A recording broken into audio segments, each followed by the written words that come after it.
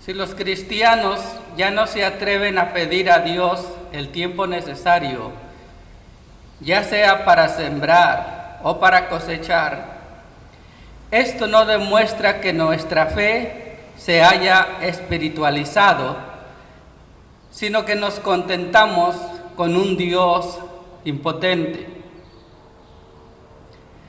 El tema de este día es loor a Dios que escucha y bendice, y está basado en el Salmos 65, del 1 al 13.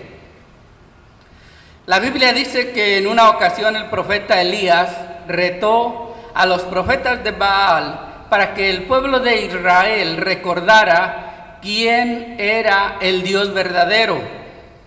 Los sacerdotes de Baal comenzaron a orar desde muy temprano hasta las 3 de la tarde, es decir, por 7 horas ellos estuvieron clamando, ellos estuvieron orando a su Dios, pero Baal nunca contestó su oración. Posteriormente, el profeta Elías elevó a Jehová una oración que duró menos de 1 minuto. Y la Biblia dice que cuando Elías concluyó de orar, inmediatamente Dios contestó su petición.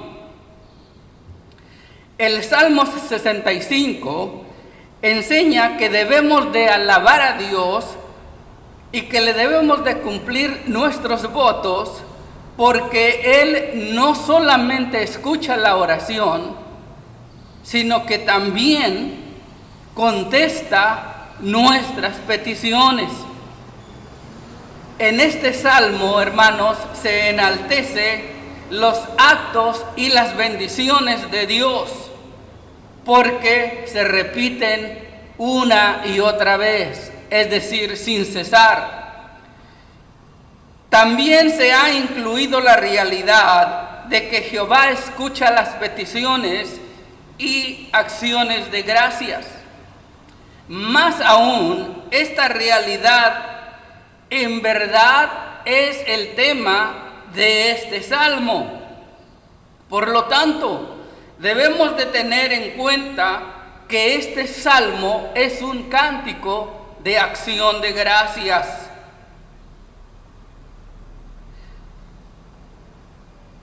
Sobre todo en los versículos 5 al 13, están redactados predominantemente en el estilo de la invocación cantada dirigida a Jehová.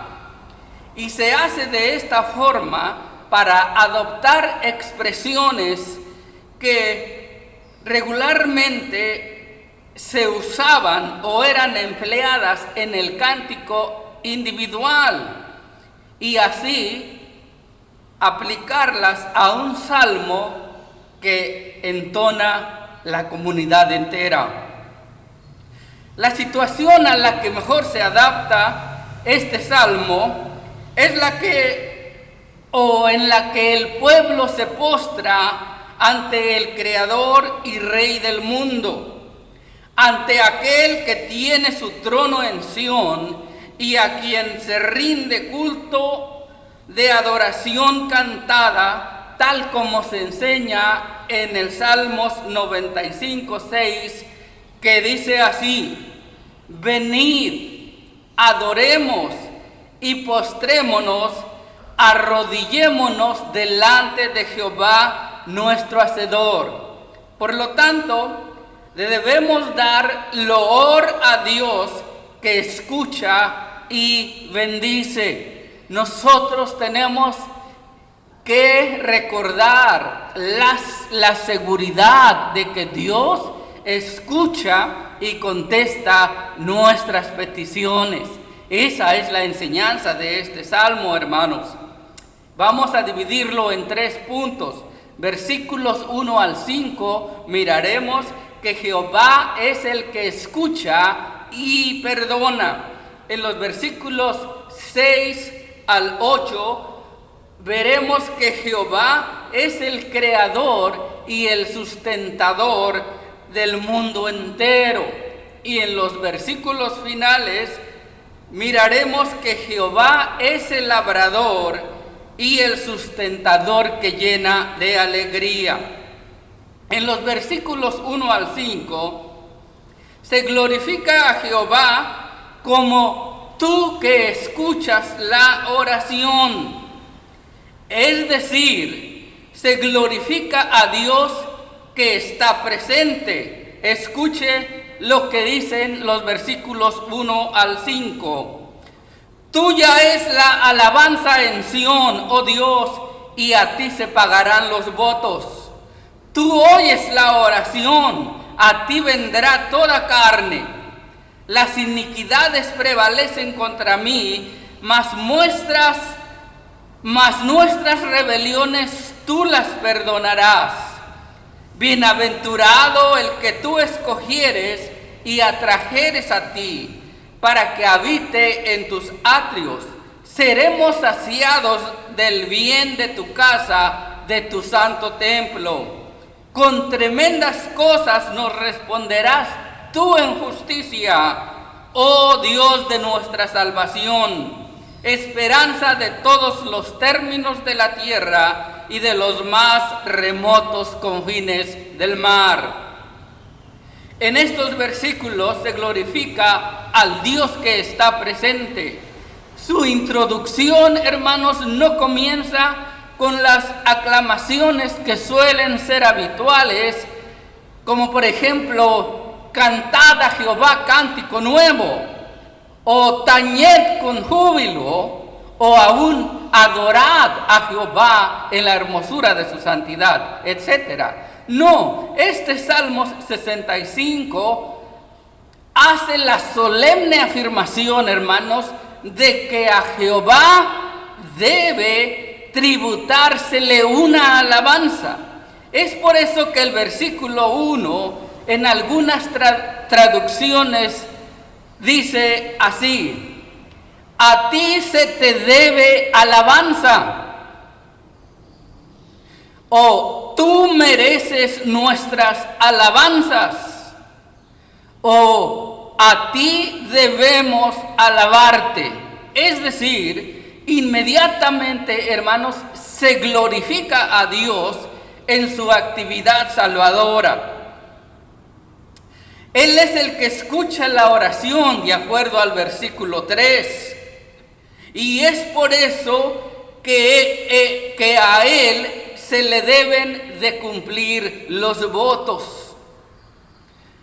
Toda carne trae ante Él los asuntos del corazón, los pecados. El versículo 3 dice: las iniquidades prevalecen contra mí, mas nuestras rebeliones tú las perdonas. Toda carne trae ante Él sus pecados. Me gusta la forma en cómo lo traduce el doctor Kraus. Los versículos 3 y 4, él los tradujo de la siguiente manera: tú que escuchas la oración, a ti lleva toda carne el peso de los pecados. Cuando nuestras transgresiones son muy grandes para nosotros, tú concedes graciosamente el perdón.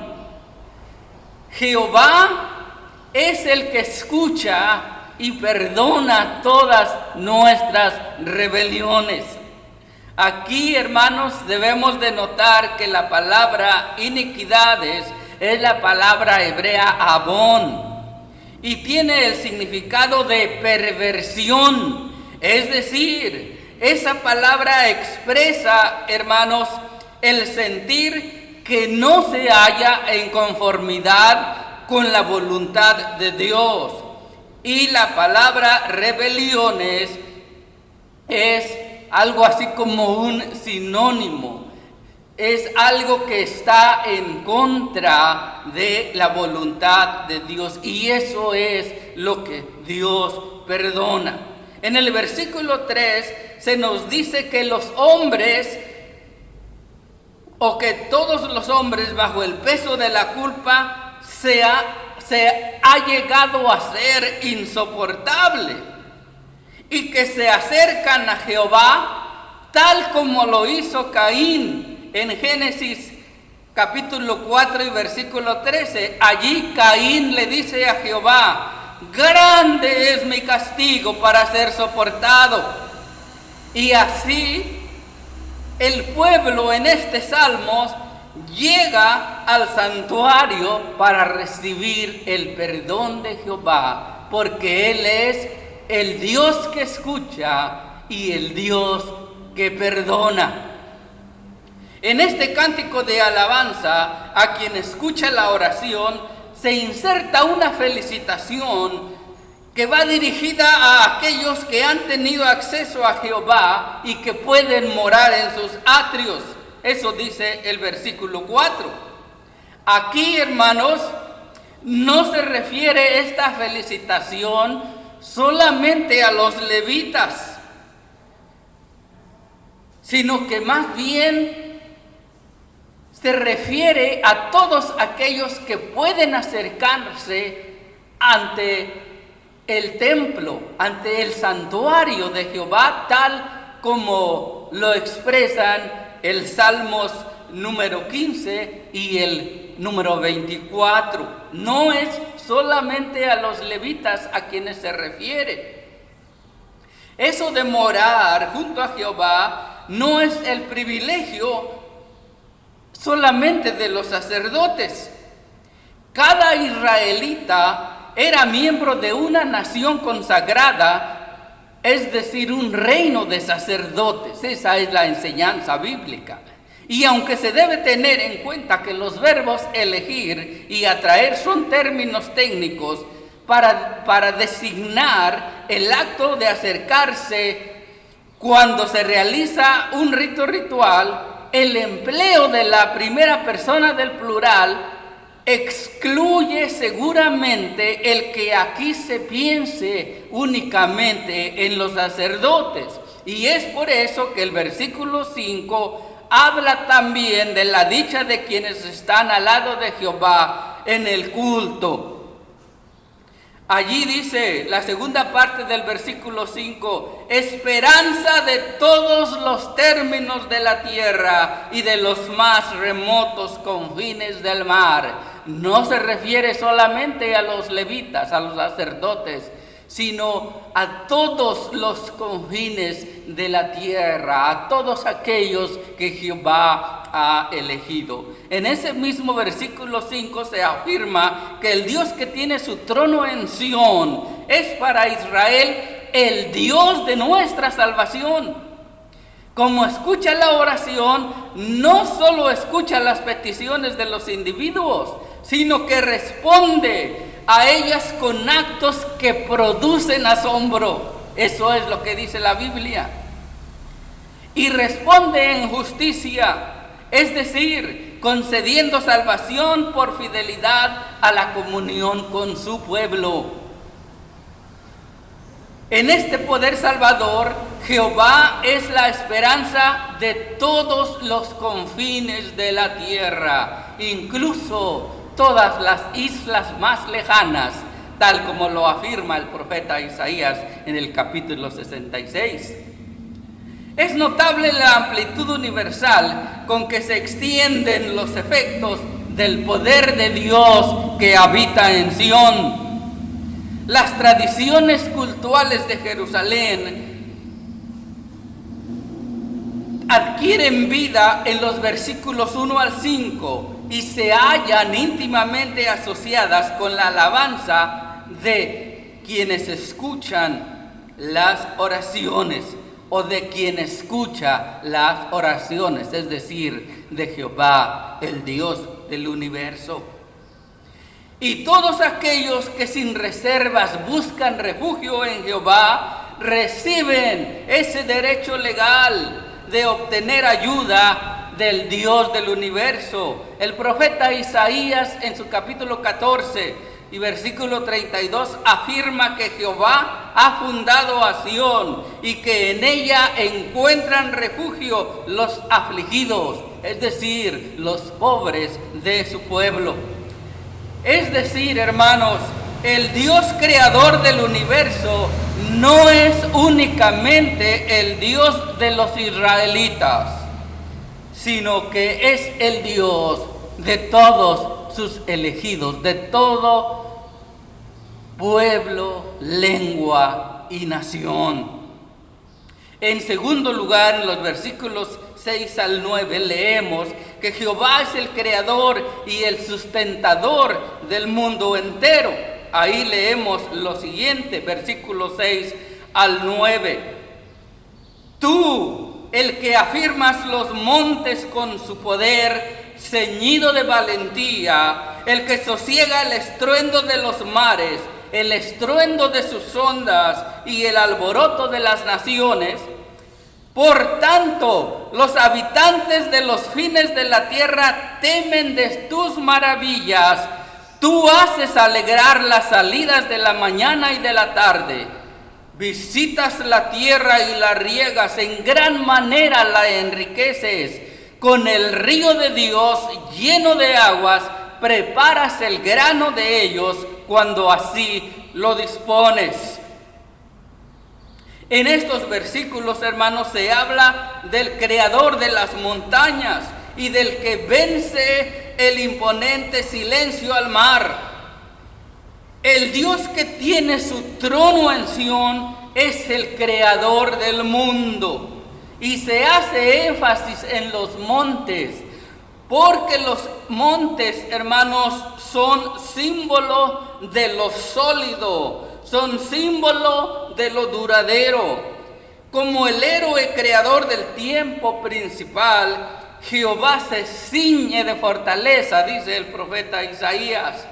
Entabló lucha en contra los mares, en contra del caos de estos mares, y apaciguó las aguas rugientes y espumosas del océano. Aquí, en esta parte del Salmos, se escuchan ideas míticas acerca de la lucha que tuvo lugar en el tiempo de los orígenes, tal como lo leemos en los Salmos 89:9, que dice: tú tienes dominio sobre la braveza del mar. Cuando se levantan sus ondas, tú las sosiegas. Esas ideas tienen una aplicación inmediata al presente.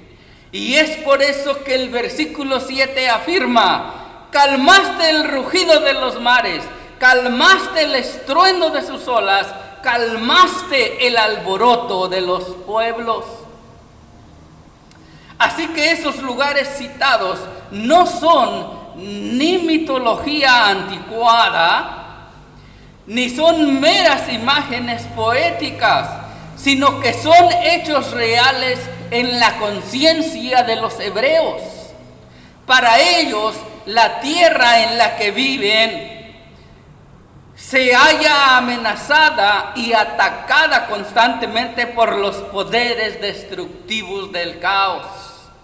Y si Dios no estuviera allí, el caos se adueñaría de la tierra y se produciría un desastre. Y es por eso que con esta enseñanza en lo profundo de la conciencia de los hebreos reposa una constante inseguridad, y de cuando en cuando se despierta y se activa. Así que ya sea una sospecha o clara conciencia, sea un eco del pasado o un anticipo de un temor que alguna vez se hará vivo, esa vaga conciencia de la inseguridad cósmica constituye la base del sentimiento de los israelitas. Es por ello que al recordar la acción poderosa de Dios, que impone silencio al estruendo del mar, les trae seguridad y les trae confianza. Es decir, que Jehová, como creador del mundo, tiene el poder sobre este en el pasado, en el presente y en el futuro. Dios está en control. Él es el creador y Él es el sustentador del mundo entero. El versículo 8 afirma que los que moran en los confines de la tierra sintieron miedo de las maravillas de Dios. Por tanto, los habitantes de los fines de la tierra temen a tus maravillas. Nuevamente aquí se observa la visión universalista. Aún las personas que viven en las zonas más remotas reciben una impresión inmediata y estremecedora de los poderosos actos de creación realizados por Dios, hermanos. Y las maravillas son la señal por la cual Jehová revela su poder y se manifiesta a sí mismo. Las regiones en las que hace su aparición la mañana y la noche claman con júbilo por la gloria o la gloriosa creación de Jehová. Esa gloria que se extiende por el mundo entero. El mensaje fundamental es que Dios es el Señor del mundo y de la historia de la humanidad. Así que la imagen del poeta es como si la naturaleza toda danzara alegremente ante la palabra y las órdenes de un Dios creador.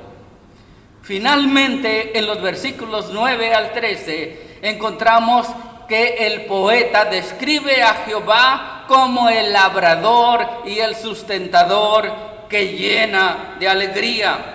Ahí leemos: visitas la tierra y la riegas, en gran manera la enriqueces, con el río de Dios lleno de aguas, preparas el grano de ellos cuando así la dispones. Haces que se empapen sus surcos, haces descender sus canales, la ablandas con lluvias, bendices sus renuevos. Tú coronas el año con tus bienes y tus nubes destilan grosura. Destilan sobre los pastizales del desierto y los collados se ciñen de alegría. Se visten de manadas los llanos y los valles se cubren de grano. Dan voces de júbilo y aún cantan. Jehová es el labrador y el sustentador que llena de alegría. En estos versículos se alaba al Dios que concede graciosamente la lluvia y la bendición. Esta sección final del Salmo revela la teología de la fertilidad que se manifestaba en Israel. Se compara a Dios con un agricultor eficiente que prepara la tierra adecuadamente para que produzca fruto abundante. De acuerdo o de particular importancia, debemos notar que en esta poesía se hace referencia al agua que escasea en el desierto, pero que es absolutamente necesaria para la agricultura. Y por eso es que se afirma que Jehová riega la tierra con sus ríos de aguas abundantes. Él dispone la semilla necesaria y prepara adecuadamente los surcos para que las corrientes de agua puedan penetrar el terreno. Finalmente, bendice los frutos. Dios, de acuerdo con la teología y las imágenes de este salmo, es el que trabaja tras bastidores para producir las buenas estaciones del año. Él hace que las nubes lleven las aguas necesarias para transformar los pastizales del desierto en collados de alegría. Eso dice el versículo 12. Destilan sobre los pastizales del desierto y los collados se ciñen de alegría. Ese ambiente de calma y prosperidad hace que las manadas regresen a los campos y que haya fruto abundante en los graneros. El resultado de esa manifestación de poder divino es que la naturaleza, hermanos, canta de júbilo, canta de agradecimiento, porque Jehová es el sustentador. Jehová visitó benignamente la tierra, la colmó de bendición y la hizo extraordinariamente rica. Y además, los verbos imperfectos designan acciones que se repiten sin cesar. Y es por eso que se dice que la fuente de la constante bendición y lluvia es el río de Dios. No se trata de cualquier río, sino del río de Dios. No se trata de un río celestial de Dios, sino de una forma de mitología que fue recogida por la tradición cultural de Jerusalén. Por ejemplo, eso lo leemos en los Salmos 46:4 y en Zacarías 14:8. La fuente de bendición se halla en el santuario, y de la abundancia de esa fuente dispensa Dios el trigo para el pan del que vive el hombre. Y así, hermanos, en medio de alabanzas se glorifica a Jehová como el dador de todos los bienes de la vida. Él riega y fecunda los surcos de la tierra, y todo ello procede del río de Dios. Habrá que recordar que durante esos tiempos los cananeos atribuían a Baal el conceder la lluvia y dar fecundidad a la tierra, pero para los israelitas, para el pueblo de Dios, la lluvia y la fecundidad de la tierra proceden de Jehová, el Dios del universo. En el versículo 10 se afirma que aquel que empapó de agua los surcos de la tierra aplanó los montículos que había entre ellos, que ablandó la tierra con aguaceros y que bendijo sus nacientes renuevos. El Dios que dispensa la bendición corona con su bondad el año. Las huellas de Dios destilan grosura. Aquí hallamos la imagen de que Jehová recorre con sus pisadas los campos, tal como lo leemos en Deuteronomio capítulo 33 y versículo 26, que dice: no hay como el Dios de Jesurún, quien cabalga sobre los cielos para tu ayuda y sobre las nubes con su grandeza. Una imagen de la perfecta bendición se nos presenta en los últimos versículos. La tierra grita y clama con júbilo a quien la llena de bendiciones. El desierto es un pastizal y sus praderas gritan de júbilo. Los jugosos pastizales se visten de rebaños y los valles se cubren de grano. Del arroyo de Dios brota la bendición para los rebaños y para los seres humanos que viven del trigo para hacer el pan.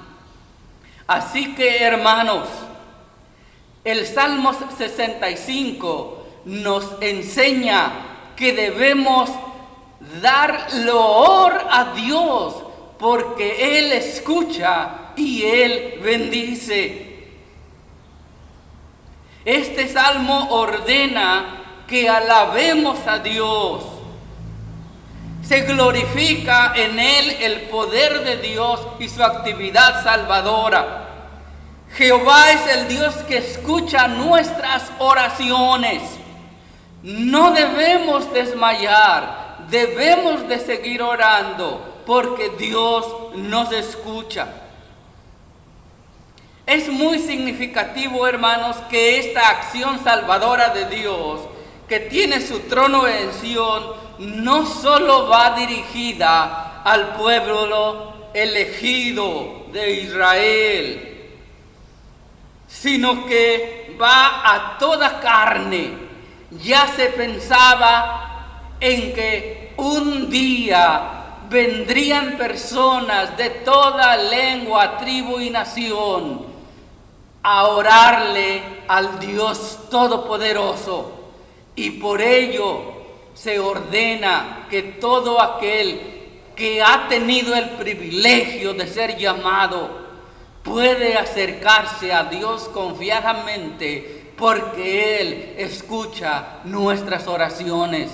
Hermanos, sigamos confiando en Dios, sigamos adelante, sigamos orando, porque nuestro Dios escucha y nos bendice. Amén.